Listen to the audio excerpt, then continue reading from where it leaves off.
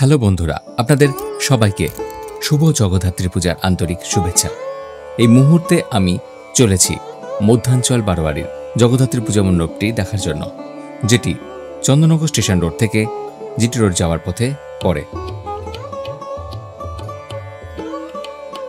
চন্দননগর জগদ্ধাত্রী পূজার সময় এই রোডটাতেই সবথেকে বেশি ভিড় লক্ষ্য করা যায়, কারণ এই রোডটার ওপর দিয়েই চন্দননগরের বেশিরভাগ বিখ্যাত জগদ্ধাত্রী পুজো প্যান্ডেলগুলি রয়েছে, যেমন খলিশানি, আপনজন, ফটকগোড়া, তারপরেই আসবে মধ্যাঞ্চল, আর মধ্যাঞ্চলের পরেই আসে বাগবাজার সার্বজনীন এবং বাগবাজার চৌমাথার পুজো প্যান্ডেল।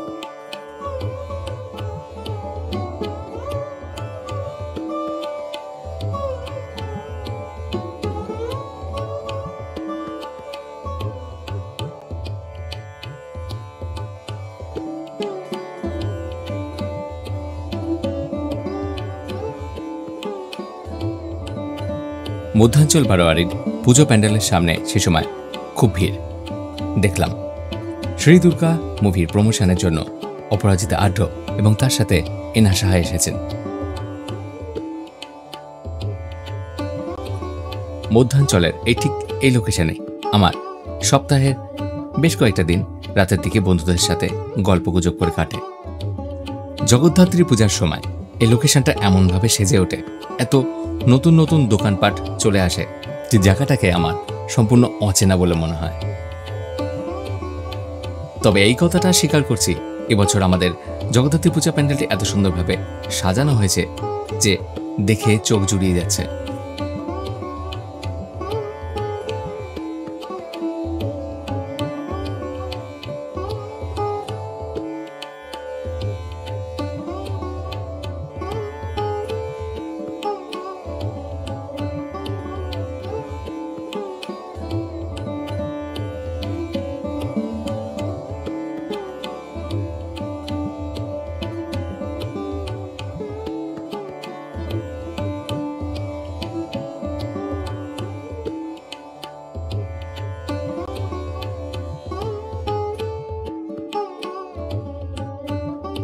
এই বছর চন্দননগরের প্রত্যেকটি জগদ্ধাত্রী প্যান্ডেলই খুব সুন্দর হয়েছে।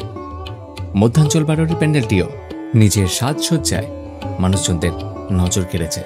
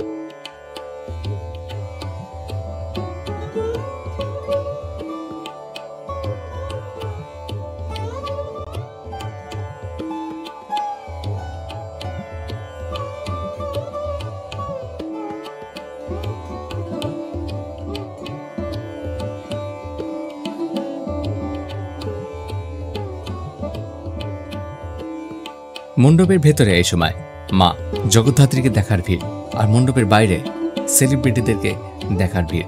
এই মুহূর্তে মধ্যাঞ্চল বারোয়ারির সামনের রাস্তা পুরো জনবহুল হয়ে উঠেছে। এবার বলুন, এই মধ্যাঞ্চল বারোয়ারির লোকেশনটা আর রাস্তাঘাট, পুজো প্যান্ডেল আপনাদের কেমন লাগলো? যদি ভালো লাগে প্লিজ একটা কমেন্ট করে দেবেন, আর ভিডিওটিকে সাপোর্ট করার জন্য কাইন্ডলি একটি লাইক দিয়ে দেবেন। আপনারা সবাই খুব ভালো থাকবেন।